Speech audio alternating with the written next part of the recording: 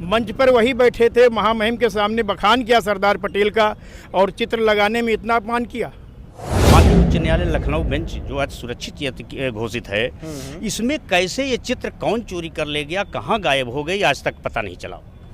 राष्ट्र का अपमान करके उस चित्र का उतारना, ये राष्ट्र का अपमान है। 4 फरवरी 1949 को सरदार पटेल जी ने आरएसएस को पर बैन लगाया था।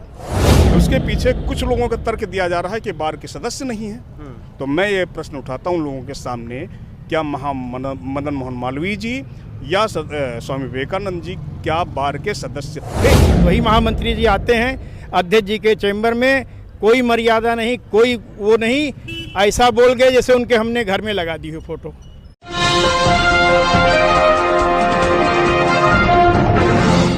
साथियों नमस्कार, मैं हूं नीरज पटेल और आप देख रहे हैं नेशनल जनमत। नेशनल जनमत वंचित तबके के लोगों से अक्सर ये अपील करता है कि अपने घर के बच्चों की नौकरी की जुगाड़ के अलावा ये भी कोशिश करें कि उनके घर में अच्छे अधिवक्ता, अच्छे पत्रकार, अच्छे लेखक, अच्छे सामाजिक कार्यकर्ता भी तैयार हों। क्यों? ये घटना इस बात का उदाहरण है कि अगर वंचित तबके के लोगों की संख्या ठीक ठाक होती अधिवक्ताओं में, तो आज शायद उनको यह दिन ना देखना पड़ता। कहानी की शुरुआत होती है उत्तर प्रदेश की लखनऊ बेंच की प्रतिष्ठित कही जाने वाली और संख्या बल के हिसाब से उत्तर प्रदेश की सबसे बड़ी bar association Awadh bar association के अध्यक्ष के चुनाव से। अपनी स्थापना से तकरीबन 120 साल बाद मौका आया जब अवध बार एसोसिएशन के अध्यक्ष पद पर वंचित तबके से, यानी कि ओबीसी, एससी, एसटी, माइनॉरिटी, ये सब मिलाकर के जिसको वंचित तबका कहा जाता है, उसका रिप्रेजेंटेशन करते हुए कोई व्यक्ति इस प्रतिष्ठित बार के अध्यक्ष पद पर बैठा हो। उस चुनाव में अच्छी मानसिकता के लोग, चाहे वो सवर्ण हो, चाहे पिछड़े हो, दलित हो या माइनॉरिटी के हो, वो तमाम अधिवक्ता राकेश कुमार चौधरी के साथ खड़े थे। लेकिन वो लोग जो नहीं चाहते कि ये तबका आगे बढ़े, वो पहले भी विरोध कर रहे थे, बाद में भी विरोध करते। खैर, अगला स्टेप ये 15 दिसंबर 2021 को सरदार वल्लभ भाई पटेल का परिनिर्वाण दिवस था। उस दिन अवध बार एसोसिएशन के द्वारा एक कार्यक्रम रखा गया जिसमें न्यायमूर्ति राजन राय साहब, न्यायमूर्ति सौरभ लवानिया समेत अवध बार एसोसिएशन के तमाम सारे पदाधिकारी मौजूद थे और उसमें खुद मौजूद थे महासचिव अमरेंद्र नाथ त्रिपाठी। उस कार्यक्रम में सरदार पटेल की शान में कसीदे गढ़ते हुए उनके एक पोर्ट्रेट का अनावरण किया गया। दोनों न्यायमूर्ति की मौजूदगी में वो कार्यक्रम हुआ। न्यायमूर्ति ने अवध बार एसोसिएशन से यह अपेक्षा की कि उचित सम्मान देते हुए इनके चित्र को, इस पोर्ट्रेट को कहीं अच्छी जगह पर लगा दिया जाए। इसके बाद तकरीबन 1.5 महीने तक, यानी कि 4 फरवरी तक, बताया तो यह जाता है कि जहां पर अवध बार एसोसिएशन का कूड़ा यानी कि गोदाम घर है, वहां पर इस पोर्ट्रेट को जाकर के रख दिया गया। 1.5 महीने बाद 4 फरवरी को अवध बार एसोसिएशन से जुड़े हुए कुछ लोग अध्यक्ष साहब से अनुमति लेकर के उस पोर्ट्रेट को ले जाकर के अवध बार एसोसिएशन के लाइब्रेरी में लगवाने के लिए पहुंचते हैं। इसके बाद किस तरीके से महामंत्री जी का फोन आता है, वो member governing council Satyendra Kumar Singh से बदतमीजी करते हैं, फोन पर बहस होती है। इसके बाद वो अध्यक्ष जी के चैम्बर में जाकर के जो कुछ भी करते हैं वो आगे मौके पर मौजूद वकीलों ने खुद बताया है। बहरहाल 4 फरवरी को वो तस्वीर लग जाती है। इसके बाद अचानक से अगले दिन वो तस्वीर वहां से गायब हो जाती है। कोई ये नहीं बताता है कि वो तस्वीर गई कहां। 7 फरवरी को अवध बार एसोसिएशन के अध्यक्ष राकेश कुमार चौधरी जी को बिना बताए महासचिव अमरेंद्रनाथ त्रिपाठी जी एक मीटिंग बुलाते हैं, एक प्रस्ताव पारित करते हैं। प्रस्ताव में कहते हैं कि अवध बार एसोसिएशन के सदस्य अरुण कुमार पटेल, पंकज वर्मा, विकास वर्मा, सत्येंद्र कुमार सिंह जो वरिष्ठ कार्यकारिणी सदस्य हैं, उनको कारण बताओ नोटिस जारी किया जाए कि क्यों ना उनके विरुद्ध बार हितों के खिलाफ कार्य करने की कार्रवाई की जाए। टुकड़ों टुकड़ों में बटे रियासतों के टुकड़े को एक राष्ट्र बनाने वाले राष्ट्र निर्माता सरदार वल्लभ भाई पटेल की तस्वीर आपने क्यों लगा दी लाइब्रेरी हॉल में? यह गुनाह उन लोगों ने कर दिया था। बात महज महासचिव साहब के ईगो की है। यह बात मैं इसलिए कह रहा हूं कि जो प्रस्ताव पारित किया गया, वो प्रस्ताव मेरे सामने है, उसमें लिखा गया है कि सरदार वल्लभ भाई पटेल जी का चित्र लगाया गया और उसको सोशल मीडिया पर यह कहकर के प्रसारित किया गया कि बार कार्यकारिणी के विरोध के बावजूद चित्र लगाया गया है, यानी कि बात ईगो पर आ गई थी। इसी प्रस्ताव में अमरेंद्रनाथ त्रिपाठी खुद लिखते हैं कि महासचिव महोदय द्वारा फोन पर मना करने के बावजूद अवध बार एसोसिएशन के लाइब्रेरी हॉल में सरदार वल्लभ भाई पटेल का चित्र लगाया गया। मतलब ईगो इस बात को लेकर के है कि उन्होंने फोन पर मना किया, दूसरा ईगो इस बात को लेकर के है कि कुछ लोगों ने फेसबुक पर लिख दिया। हालांकि एडवोकेट देवेश वर्मा अपनी बाइट में, जो आप आगे सुनेंगे, कहते हैं कि चूंकि 4 फरवरी को ही आरएसएस पर सरदार वल्लभ भाई पटेल ने प्रतिबंध लगाया था गांधी जी की हत्या के बाद, और चूंकि उनका आरोप है कि अमरेंद्रनाथ त्रिपाठी आरएसएस के एक अदने से कार्यकर्ता हैं, इसलिए शायद उनको यह बात खराब लगी हो। अब सवाल यह है कि किसकी सोच बड़ी है, भारतीय जनता पार्टी और संघ के दुलारे प्रधानमंत्री नरेंद्र मोदी जी सरदार वल्लभ भाई पटेल की खूब ऊंची प्रतिमा लगाते हैं। हालांकि मैंने उस समय ही कहा था कि जितनी ऊंची प्रतिमा, उसकी ऊंचाई से उतने दूर दूर तक वोट बैंक नजर आता है। उन्हीं सरदार पटेल का चित्र लगाने से आपत्ति हो गई। लॉजिक यह दिया गया कि चूंकि वो अवध बार एसोसिएशन के सदस्य नहीं थे, लेकिन देश के प्रतिष्ठित बैरिस्टर में से एक थे, जो बाबा साहब भीमराव अंबेडकर की तरह विदेश से पढ़ाई करके आए थे, और वो बिना जाति वर्ग का भेद करते हुए तमाम गरीब लोगों के केस निःशुल्क लड़ा करते थे। मतलब वो अच्छे बैरिस्टर थे।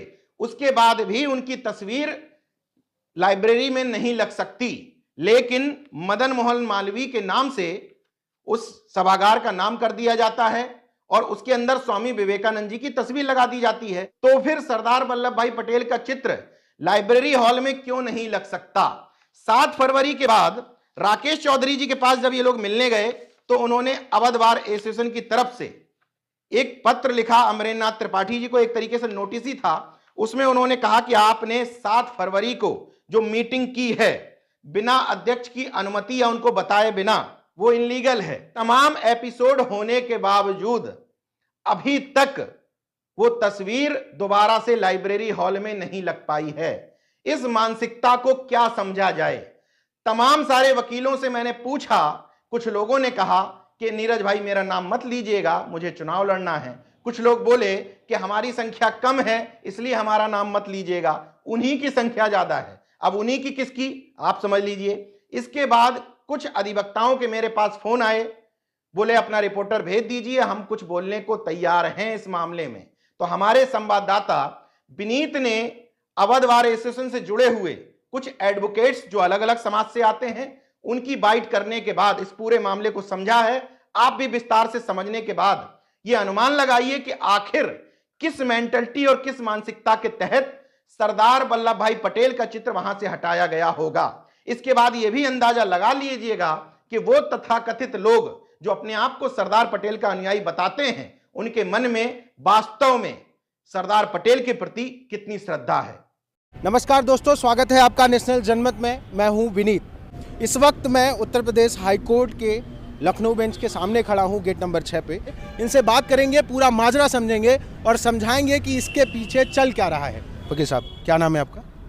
राणा सिंह एडवोकेट जी। क्या घटना है पूरा एक बार हमारे दर्शकों को समझा सकते हैं, क्या हुआ एग्जैक्टली? ये बड़े दुख के साथ और बड़े मानुषी के साथ ये कहना पड़ रहा है कि हमारे भारत के लौह पुरुष कहे जाने वाले माननीय सरदार वल्लभ भाई पटेल जी की उनके परिनिर्वाण दिवस पर माननीय उच्च न्यायालय लखनऊ बेंच में यहाँ एक कार्यक्रम हुआ था, और उस कार्यक्रम में हमारे उच्च न्यायालय के सम्मानित जस्टिस माननीय राजेंद्र राय और माननीय जस्टिस सौरभ लवानिया जी के नेतृत्व में यहाँ कार्यक्रम हुआ था। और उन लोगों के निर्देश पर और अध्यक्ष जी, कार्यकारिणी, सारे सम्मानित अधिवक्ता थे मौके पर। बड़ी खुशी से, चूँकि ये तय किया गया कि ये सरदार वल्लभ भाई पटेल, जिनको लौह पुरुष की उपाधि दी गई है, उन्होंने भारत की भौगोलिक स्थिति बनाने में बड़ी महत्वपूर्ण भूमिका निभाई है, और उन पर हमें, ऐसे महापुरुष पर हमें गर्व है। क्योंकि महापुरुष किसी जात विशेष के नहीं हुआ करते, ये देश नहीं, ये विश्व स्तर के व्यक्ति थे। आप थोड़ा सा भटक गए। आपने बातें बहुत अच्छी बताई, सरदार जी के बारे में जो बातें इन्होंने बताई वो इस देश का बच्चा बच्चा जानता है, और जो नहीं जानता है शायद वो इस देश को ठीक से नहीं जानता है। तो मेरा सवाल ये था कि क्या हुआ उस घटना के बाद? आपने कहा कि हाँ, ये 4 फरवरी को जी उसी कार्यक्रम में निर्णय लिया गया था हाँ, कि सरदार वल्लभ भाई पटेल जी का यहाँ पर एक मूर्ति का जो अनावरण हुआ था कि ये चित्र उनका लगाया जाएगा हाई कोर्ट के फोटो गैलरी, हाँ ये लाइब्रेरी हॉल में जी और वहाँ लगाया भी गया। लेकिन 4 फरवरी को लगाया गया और वो कई दिनों तक देखा गया। लेकिन 7 तारीख के बाद 8 तारीख को जब लोग आए तो 7 तारीख को शाम को 6 बजे तक हम लोग जब गए तो वो चित्र वहाँ लगा हुआ था। 8 को जब सुबह आए तो वहाँ से चित्र गायब हो गया। तो बड़े दुर्भाग्य की बात है, अति सुरक्षित क्षेत्र में माननीय उच्च न्यायालय लखनऊ बेंच जो अति सुरक्षित घोषित है, इसमें कैसे ये चित्र कौन चोरी कर ले गया, कहाँ गायब हो गई, आज तक पता नहीं चला। और ये बड़े दुर्भाग्य की बात है। आप लोगों ने पता करने की नहीं कोशिश की या कोई जवाब नहीं आया? पता करने की कोशिश की तो उसमें ये पता लगा कि नियमों का हवाला दिया गया कि नियम का पालन नहीं किया गया चित्र को लगाने के पहले जी। तो हम लोगों का इतना ही कहना है कि चूंकि ये राष्ट्र के प्रतीक हैं, राष्ट्र का प्रतीक जो होता है कभी किसी जाति या धर्म विशेष का नहीं होता है जी। और 3000 करोड़ पब्लिक फंड का जो पैसा खर्च किया गया, तमाम नागरिक भारत के जो मूर्ति वगैरह में नहीं यकीन करते हैं, इससे सहमत नहीं थे। फिर भी भारत सरकार के पीछे पूरी भारत की जनता पूरे सम्मान के साथ में अखंड भारत के निर्माता लौह पुरुष सरदार पटेल के साथ सम्मान के साथ खड़े रहे। किसी नियमों का हवाला दे करके जिसने भी अगर कानून तोड़ा है तो आप उसके खिलाफ में FIR करते या कोई लीगल प्रोसीडिंग करते। इस तरह से राष्ट्र का अपमान करके उस चित्र का उतारना ये राष्ट्र का अपमान है। मतलब थोड़ा बहुत अगर आपको हम समझाए तो कहने का मतलब ये है कि वो चित्र वहाँ से चोरी या गायब नहीं हुआ है, बल्कि कुछ लोगों ने विशेष मंतव्य से उसको हटाया है। आप यही कहना चाह रहे हैं ना? ऐसा ही कुछ सुनने में आया है। तो उसके पीछे का मंतव्य क्या था, क्या वजह थी जो वो तस्वीर वहाँ से हटा दी? क्योंकि न मैं चित्र लगवाने वालों में से था, न मैं हटाने वालों में से था। क्योंकि मैं राणा प्रताप को भी राष्ट्र का सम्मान मानता हूँ, मैं शिवाजी को भी मानता हूँ, मैं डॉक्टर BR अम्बेडकर को भी मानता हूँ, मैं महात्मा गांधी को भी राष्ट्र का प्रतीक मानता हूँ। इसलिए ये राष्ट्र का अपमान हमें बर्दाश्त नहीं हुआ, इसलिए मैं यहाँ पे खड़ा हूँ। अच्छा, कोई है जो बता सकता है कि इसके पीछे क्या मंतव्य था? उस तस्वीर को जिन लोगों ने हटाया उसके पीछे क्या हाथ रहा? के पीछे ये तर्क दिया जा रहा है हाँ कि 4 फरवरी को ये तस्वीर जो स्थापित की गई थी। नहीं, इन्होंने ये बताया, ये तर्क तो इन्होंने बता दिया, उसके पीछे का दूसरा मंतव्य उसका मंतव्य ये है कि 4 फरवरी 1949 को सरदार पटेल जी ने RSS को पर बैन लगाया था और उनका सोचना ये है कि आज 4 फरवरी को इसको स्थापित करने के पीछे लोगों की शायद ये मंशा रही है कि चूंकि सरदार पटेल जी ने उन RSS पर बैन लगाया था, इस उद्देश्य के तहत ये प्रतीक चिन्ह को वहाँ पर स्थापित किया गया है। पर जो लोग RSS को मानते हैं या जिनके पीछे RSS खड़ी है, वो अपने आप को हमेशा सरदार पटेल के साथ खड़ा करते हैं, उनकी एक बड़ी सी मूर्ति लगाते हैं, जानते हैं, उसका खूब प्रचार करते हैं, करोड़ों रुपए, हजारों करोड़ रुपए खर्च करते हैं। वो ऐसा कैसे सोच सकते हैं? मैं यहाँ पर जो छोटी सोच के लोग हैं, RSS के जो अग्रणी कार्यकर्ता लोग हैं, वो लोग तो उनके सम्मान दे रहे हैं, लेकिन जो छोटी सोच के लोग हैं उनकी मानसिकता आज भी है कि शायद इसके तहत उनको किया गया हो, जबकि ऐसा वो स्थापित करने वालों के पीछे कोई उद्देश्य नहीं था। एक वो राष्ट्र प्रतीक है, वो किसी से, किसी जाति, धर्म या वर्ग से बंधे नहीं है, वो राष्ट्र प्रतीक हैं। जिस तरह से स्वामी विवेकानंद की एक प्रतीक चिन्ह लगा हुआ है, महामना मदन मोहन मालवीय जी का प्रतीक चिन्ह लगा है जी, उसी तरह से एक प्रतीक चिन्ह के रूप में इनकी भी पोर्ट्रेट स्थापित की गई थी, लोगों ने किया था। उसके पीछे कुछ लोगों का तर्क दिया जा रहा है कि बार के सदस्य नहीं है। तो मैं ये प्रश्न उठाता हूँ लोगों के सामने, क्या मदन मोहन मालवीय जी या स्वामी विवेकानंद जी क्या बार के सदस्य थे? वो सब राष्ट्र प्रतीक थे, ये भी राष्ट्र प्रतीक हैं जो बार के सदस्य की जो जरूरी क्राइटेरिया है उससे सबसे ऊपर थे। उनको बार में एक स्थापना होने, एक राष्ट्र निर्माता के रूप में उनको स्थापित किया जाना ये समीचीन है, आवश्यकता नहीं है। यहाँ कहीं जाति की मतलब जाति बीच में आई, ऐसा है क्या? आप साफ साफ बोलिए। ऐसा देखने में तो नहीं आया, कोई कथनी करने में तो दोनों में अंतर रहता है। देखने में तो कुछ ऐसा नहीं दिखा, लेकिन अंदर अंदर लोगों के ऐसी चीजें हैं। अच्छा, क्या है? जातिगत भावनाएं हैं। भावनाएं, उस दुर्भावना से उसको वहाँ से हटाया गया। किसी प्रकार का कहीं कोई सामने आके कोई बोलने वाला नहीं था जिससे कोई चीज़ सामने आए और उसको यहाँ बताया जा सके। वो लेकिन दुर्भावनापूर्ण तरीके से ही उसको हटाया गया, और ऐसे समय में हटाया गया जब अधिवक्ताओं की अत्यंत कमी थी या कोई था नहीं था, तब उसको हटाया गया, क्योंकि सामने से हटाने के उद्देश्य से गलत हो जाता, इसलिए उसको जब सब लोग गए तभी उसको हटाया गया। कोई है जो इस बारे में खुल के बोल सके? बहुत दबी आवाज में बात आ रही है। देखिए दर्शकों को, नहीं, आपने कहा कि किसी ने मतलब मौखिक रूप से आपसे आके नहीं कहा, या कोई बात ऐसी नहीं जो आपके सामने घटी, लेकिन कह रहे कि बैकग्राउंड में कहीं मैं बता रहा हूँ। जी बताइए। मान्यवर, जिस तरह 15 दिसंबर को परिनिर्वाण दिवस पर कार्यक्रम हुआ और माननीय न्यायमूर्ति गणों ने अपनी इच्छा भी जाहिर की, अपने उद्बोधन में कहा जी कि सरदार पटेल जी की प्रतिमा ऐसी स्थान पर लगाए जहां पर हर अधिवक्ताओं को प्रेरणा मिले जी, लेकिन दुर्भाग्य हमारे बार का रहा या जो भी रहा हो, जो मानसिकता रही हो, नहीं कह सकता हूं। बहुत दिन तक वो मतलब फोटोग्राफ को एक गोदाम में रखा गया। फिर हम लोगों ने पैरवी करते रहे। फिर हमको 4 तारीख में श्री एस.के. सिंह जी द्वारा बताया गया कि उनकी जिम्मेदारी वो लगवाएंगे। हमारी उनसे बात हुई और वो आए, उन्होंने कहा आज ही लगेगी, अभी लगेगी। उन्होंने आदेश दिया, हम लोगों ने कारपेंटर ला के स्थापित करने का प्रयास किया। उसी समय बार का एक चपरासी आता है और कहता है किसकी बात किससे लग रही है, महामंत्री जी उससे पूछ रहे हैं। तो हमारे साथियों ने कहा लीजिए बात कर लीजिए। मैंने बात किया, मैंने अपना नाम बताया, मैं अरुण पटेल बोल रहा हूँ, बताइए कहीं आप न्यूसेंस कर रहे हैं, कैसे लगा रहे हैं, किस नियम से लगा रहे हैं, किसके कहने लगा रहे हैं। मैंने कहा लीजिए बात कर लीजिए। अपने वरिष्ठ कार्यकारिणी साथी हैं श्री एस.के. सिंह जी ने, उनसे बात करा दी तो उन्होंने उनको कम से कम नॉर्मल करने की कोशिश की। उन्होंने डांटा भी कि तुम्हारा बिहेवियर नहीं ठीक है, एक बार के महामंत्री की हैसियत से।